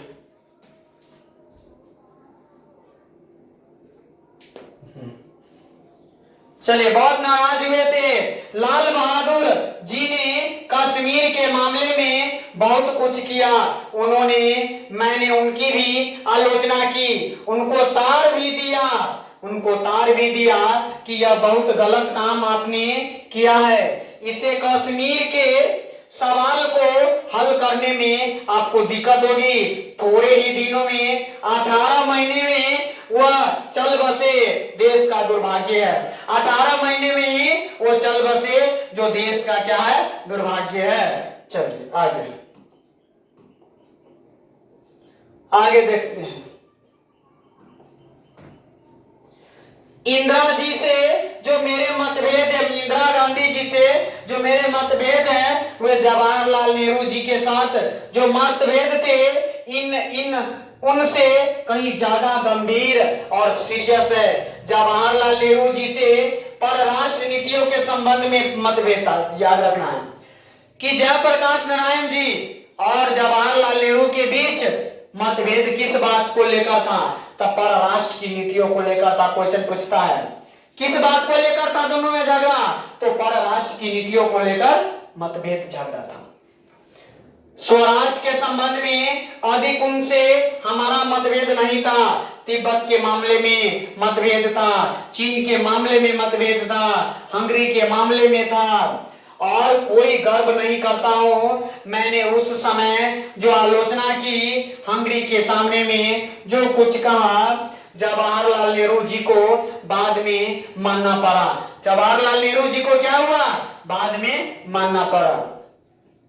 तिब्बत के बारे में मेरी बात तो नहीं मानी उन्होंने, लेकिन जब चीन से उन्होंने धोखा दिया, चीन ने उनको धोखा दिया, तो उस धोखे के कारण उनके हृदय को ऐसी चोट लगी कि 2 बरस में चले गए। 2 बरस में ही चले गए, संभल नहीं सके। ऐसा घाव लगा कि जब चीन ने आक्रमण कर दिया, वह कभी उम्मीद नहीं करते थे। चीन वैसे समय पर आक्रमण करते थे जब वो तैयार नहीं होते थे। ठीक है, आशा नहीं करते थे कि चीन ऐसा करेगा। आजकल पता ही होगा, जो हम सोचते भी नहीं है सामने वाले वो हमको चोट दे देता है। क्या कीजिएगा? थोड़ी इनकी भी गलती थी। तो परराष्ट्र नीतियों के संबंध में मतभेद था। क्यों? परराष्ट्र नीतियों के संबंध में मतभेद था। उनसे अंतर्देशीय प्रश्नों में नहीं था उतना मतभेद था। ठीक है, चलिए आगे चलते हैं। अब ज्यादा नहीं है, बस जुड़े रहिए, जल्दी खत्म हो जाएगा। अब एक बात ले लीजिए जिसके चलते बहुत ज्यादा करप्शन राजनीति में है। वह क्या है? इलेक्शन का खर्चा, चुनाव का खर्चा। करोड़ों रुपए हुए चुनाव पर खर्च करेंगे, एक तरफ गरीबी हटाओ का नारा लगाएंगे, समाजवाद का नारा लगाएंगे, और यह सब रुपया ब्लैक मार्केटिंग लोगों से आप इकट्ठा करेंगे। अनअकाउंटेड मनी, करोड़ों रुपए जिसका कोई हिसाब नहीं, कोई किताब नहीं। आम लोगों से करोड़ों रुपए वसूला जाएगा जिसका कोई हिसाब नहीं, कोई किताब नहीं। आज से नहीं, वर्षों से मैं पुकार रहा हूं कि भाई इस चुनाव की पद्धति में आमूल परिवर्तन होना चाहिए। होना चाहिए, चुनाव का खर्चा कम करना चाहिए। अगर चाहते हैं आपकी गरीबी उम्मीदवार खड़ा हो सके, मजदूर उम्मीदवार खड़ा हो सके, किसान उम्मीदवार खड़ा हो सके, गरीबी पार्टी जो गरीब की पार्टी है वह अपने उम्मीदवार खड़ा कर सके, सुनता है कोई? सुनता है कोई? सुनने वाला नहीं होता है, कोई सुनने वाला नहीं होता है। चलिए आगे, बस अब थोड़ा है, चलिए आगे।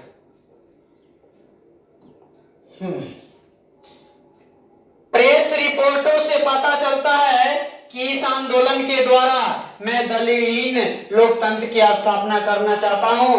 कौन सा? दलविहीन लोकतंत्र की स्थापना करना चाहता हूं। दलविहीन लोकतंत्र सर्वोदय के विचार का मुख्य राजनीतिक सिद्धांत है। किसका? सर्वोदय। दलविहीन लोकतंत्र कौन से विचार का मुख्य राजनीतिक सिद्धांत है? तो सर्वोदय।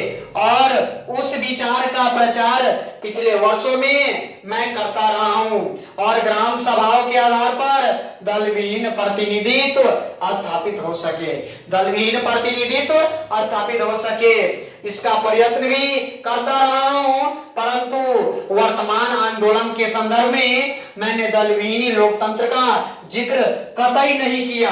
मैं कभी भी दलविहीन लोकतंत्र का जिक्र कतई नहीं किया। कौन बोल रहे हैं? जयप्रकाश नारायण जी बोल रहे हैं। चलिए आगे।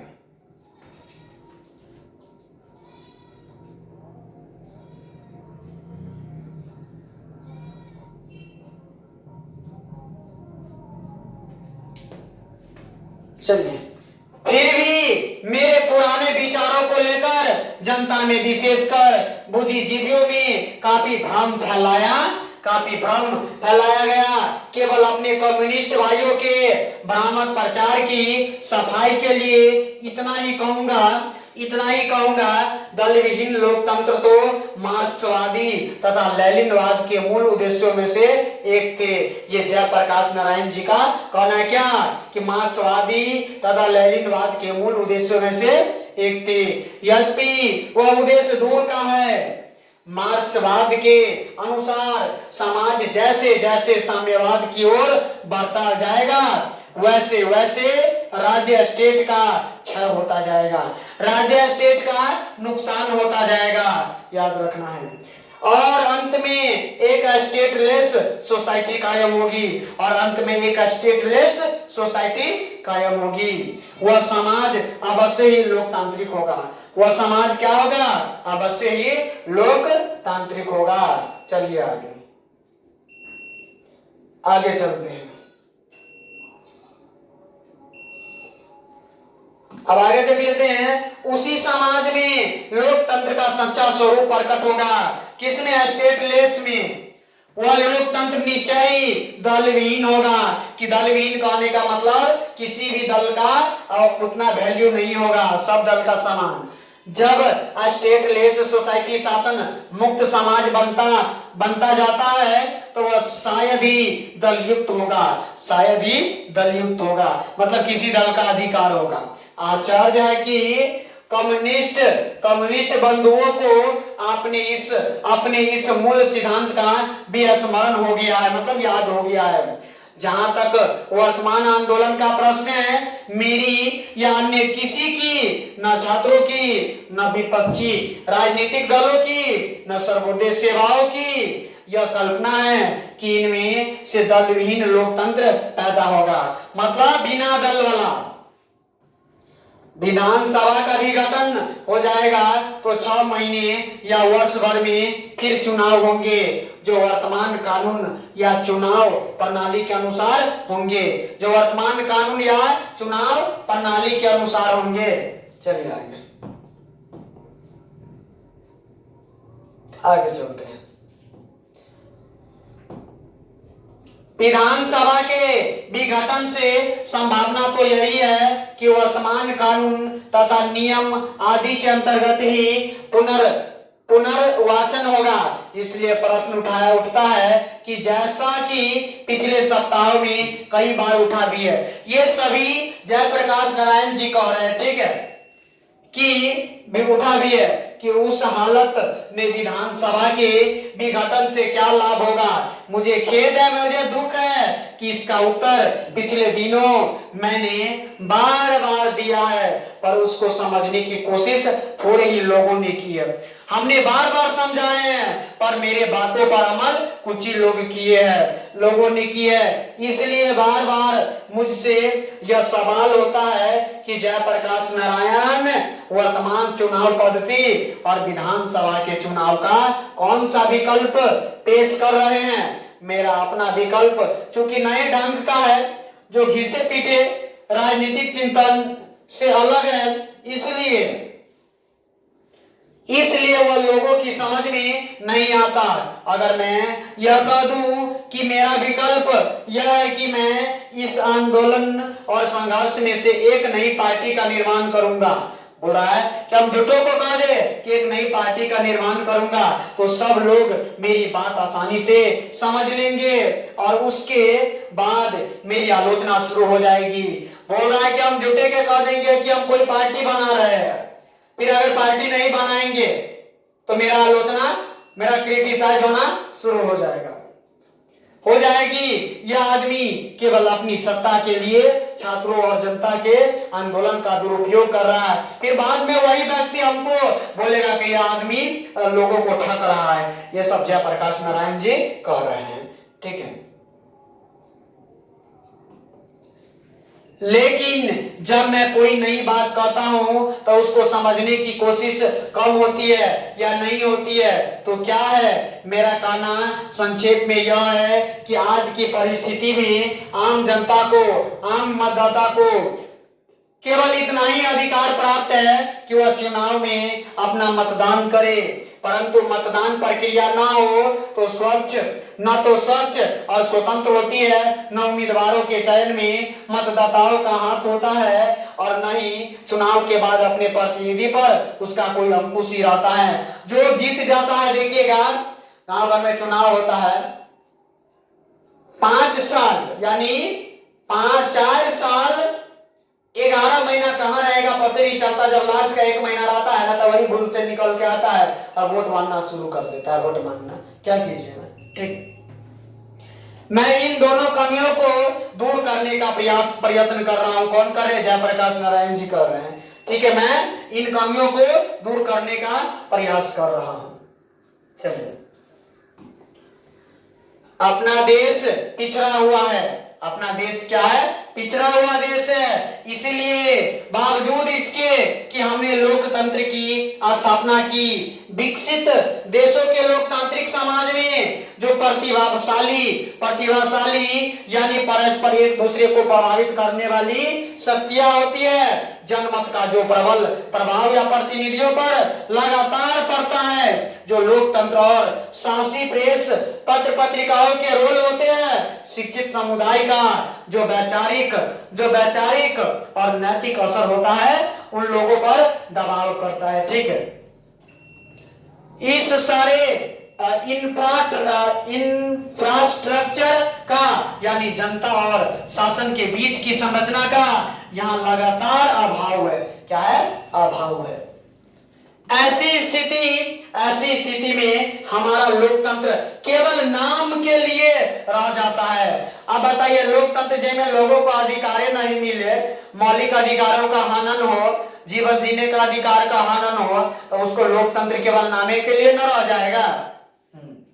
इस पूरी अंतिम संरचना का इंफ्रास्ट्रक्चर का निर्माण तो एक दिन में नहीं हो सकता। कहने का मतलब कोई भी देश, कोई भी राज्य, कोई भी प्रखंड एक दिन में विकसित नहीं हो सकता, लेकिन अगर धीरे धीरे किया जाए तो एक दिन अवश्य हो सकता है। परंतु उसके अलावा मैं आम जनता या मतदाता मतदान के सिवा कोई भी पार्ट आगा नहीं कर सकता, जिसके परिणाम स्वरूप मंत्री तथा विधायक निरंकुश और स्वच्छंद हो जाता है और जनता का किसी प्रकार का अंकुश उन पर नहीं रहता है। देखिएगा, जो जीत जाता है ना, वो जनता का अंकुश मतलब वो अपने मन से चलते रहते हैं, सिवा इस भय के कि अगले चुनाव में जनता यदि चाहे तो उनको वोट नहीं दे, परंतु यह भय नहीं, रुपया, जाति, बल प्रयोग, मिथ्याचरण आदि के कारण निष्प्रभ हो जाता है। अब चूंकि प्रदेश के छात्र, युवक और सर्वसाधारण जनता जागृत हो गई है। कहने का मतलब है कि अब देश की जनता जागृत हो गई है, क्या सही है क्या गलत है खुद डिसाइड करने वाले हो गए हैं। ठीक है, चलिए आगे चलते हैं। और कुछ नया चाहती है। देखिएगा, चुनाव होगा ना तो कुछ कते आदमी समाज में रहेगा कि वो व्यक्ति को कते लाना भी चाहता रहता है, लेकिन कुछ नया भी चाहता है कि नहीं परिवर्तन हो।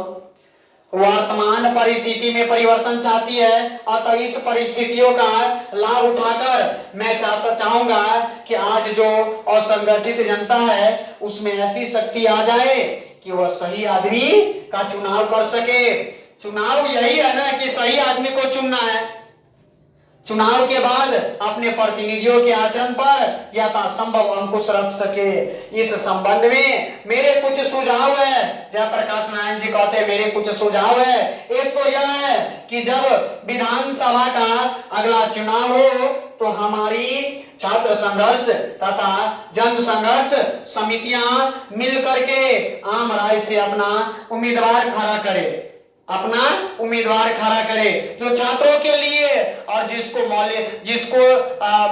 क्या बोल रहा है उसको आगे बढ़ने के रोका जाता है, उनको अधिकारों को दिलाने के लिए जो काम करे वैसे व्यक्ति को खड़े करना है, उम्मीदवार खड़ा करे। अथवा जो उम्मीदवार खड़े किए जाए उनसे किसी को मान्य करे। यदि इन समितियों के बीच आम राय नहीं होती है तो हम कोई ऐसा रास्ता बनाएंगे जिससे आपस में फूटे हुए बगैर ये समितियां अपना उम्मीदवार खड़ा कर सकेगी या किसी एक उम्मीदवार को अपनी मान्यता दे सकेगी।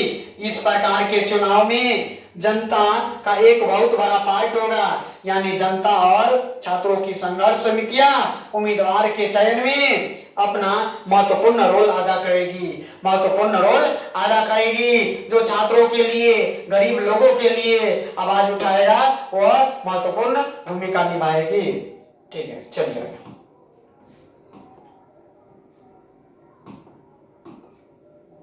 आगे चलते हैं। दूसरी बात यह है कि जो भी उम्मीदवार आमुख चुनाव क्षेत्र से जीतेगा उसके भावी कार्यक्रमों पर कड़ी निगरानी रखने का काम ये संघर्ष समितियां करेगी। बोला कि जो भी जीतेगा उसके कामों पर वो क्या कर रहा है नहीं कर रहा है उस पर पूरा निगरानी रखेगी। और अगर उस क्षेत्र का प्रतिनिधि गलत रास्ता पकड़ता है तो उसको इस्तीफा देने को भी बाध्य करेगी। जयप्रकाश नारायण कहते कि ऐसी समितियां बनाना है। इस प्रकार से जनता का अंकुश इन लोगों के ऊपर होगा और आज की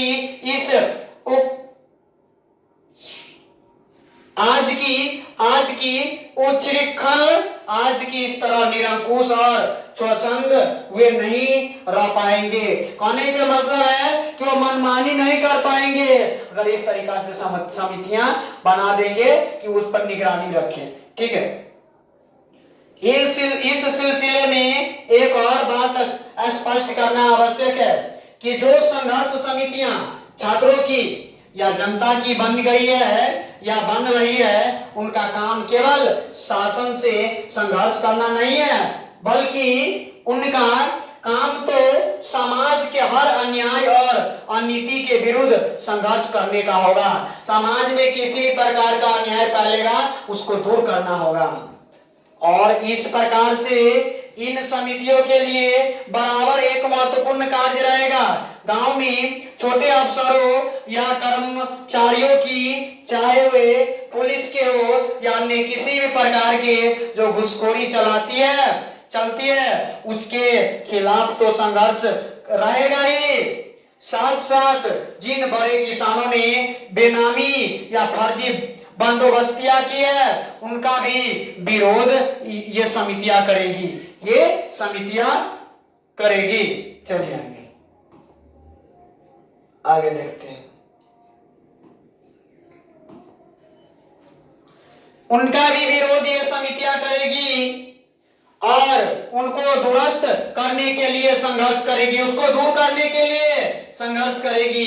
गांव में तरह तरह के अन्याय होते हैं। गांव में क्या हो रहा है कि तरह तरह के अन्याय हो रहे हैं। मेरी कल्पना है, मेरी इच्छा है कि ये समितियां उन पूरे अन्यायों को भी रोकेगी। ऐसी समिति का क्या करना है, निर्माण करना है। इस प्रकार से जनता की या छात्रों की ये निर्दलीय संघर्ष, ये बिना दल वाला संघर्ष समितियां अस्थायी रूप से कायम रहेगी। जो छात्रों के लिए, गरीब लोगों के लिए आवाज उठाए, अगर सरकार गलत करती है तो उसके खिलाफ भी आवाज उठाए, उस पर अंकुश लगाए, यही समितियों का काम है। ये सब जयप्रकाश नारायण जी अपने भाषण में दे, पता ही होगा, या 5 जून 1974 को पटना के गांधी मैदान में भाषण दे रहे और इतने लोग उमड़े हुए कि लग नहीं रहा कि आज तक इतना लोग उसमें उमड़े होंगे। ठीक है, चलिए। केवल लोकतंत्र के लिए ही नहीं बल्कि सामाजिक, आर्थिक, नैतिक क्रांति के लिए अथवा संपूर्ण क्रांति के लिए एक बहुत ही महत्वपूर्ण कार्य रहेगी, एक बहुत ही महत्वपूर्ण कार्य रहेगी। चलिए अब देखिए, इसका ये चैप्टर वैसे द एंड हो गया, पूरा चैप्टर हम कंप्लीट करवाए। हम बोले हैं शुरू में कि इस बोर्ड यात्रा 24/7 बोर्ड यात्रा 247 लिख देते हैं। चलिए, चैनल का नाम है बोर्ड यात्रा। बोर्ड यात्रा 247 यूट्यूब पर सर्च करिएगा, फटाक से चैनल आ जाएगा। और पहले ही बोले हैं कि इस पे क्या करना है, हम जो भी पढ़ाएंगे पूरा चैप्टर एक बार में लेके के आएंगे।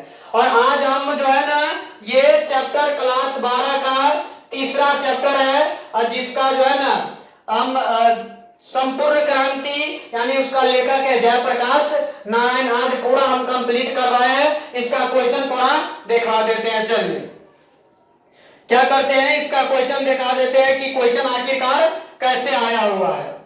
देखिए यहां से पाठ के साथ आंदोलन के नेतृत्व के संबंध में जयप्रकाश नारायण के क्या विचार थे, ये अगला है। देखिए अगला है जयप्रकाश नारायण के छात्र जीवन, ये सब भी क्या करेंगे, एक दिन हम क्वेश्चन लेकर के आ जाएंगे।